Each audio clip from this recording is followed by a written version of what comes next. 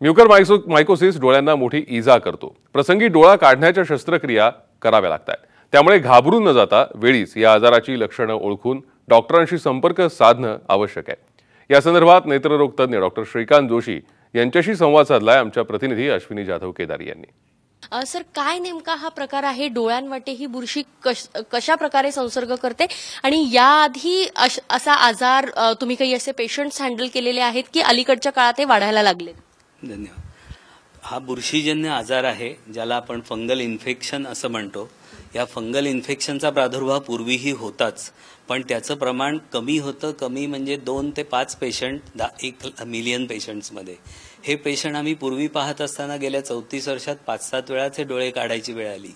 परंतु आत्ताच्या असाधारण परिस्थितीत कोरोनामुळे अचानक लोकांना ह्या कोरोनाबरोबर प्रतिकारशक्ती कमी होणं आणि त्याच वेळी डायबिटीस अंगात कंट्रोल नसणं यामुळे याचा प्रादुर्भाव वाढलेला आहे।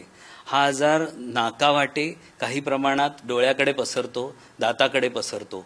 हा वेगळ्या बाजूनी म्हणजे लंग्समध्ये किंवा रेस्पिरेटरी सिस्टीममध्येही असतो। ह्या आजाराचं खरं कारण असं असतं की अस्वच्छपणा राहणं आणि त्या बुरशीजन्य म्हणजे फंगल इन्फेक्शनला वाढ होण्यास अनुकूल परिस्थिती असणं।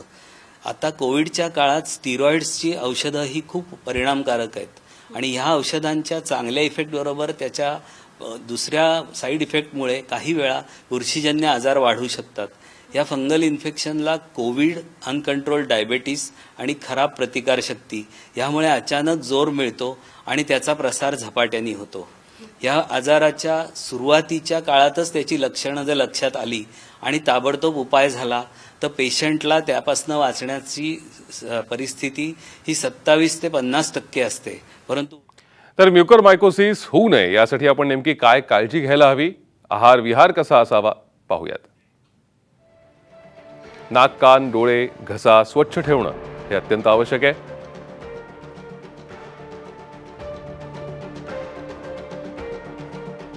मास्क वापरणं, सुरक्षित अंतर ठेवणं हेही अत्यंत आवश्यक आहे।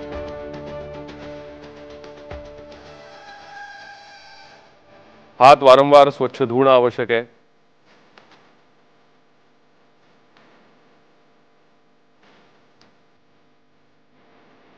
संतुलित आणि ताजा आहार घेणं हे या म्युकरमायकोसिसला प्रतिबंध घालण्यासाठी अत्यंत आवश्यक आहे।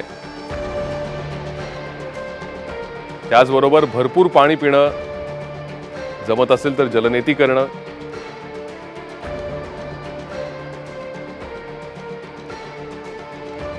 नियमित व्यायाम करणं आणि पुरेशी व्यवस्थित झोप घेणं हे सुद्धा तितकंच महत्त्वाचं आहे। ध्यानधारणा करणं, योग साधना करणं ही तितकंच आवश्यक आहे।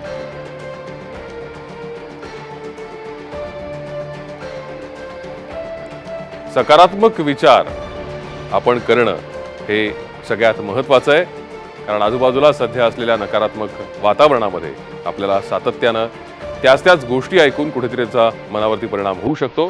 त्यामुळे सकारात्मक विचार करणं हे अतिशय आवश्यक आहे।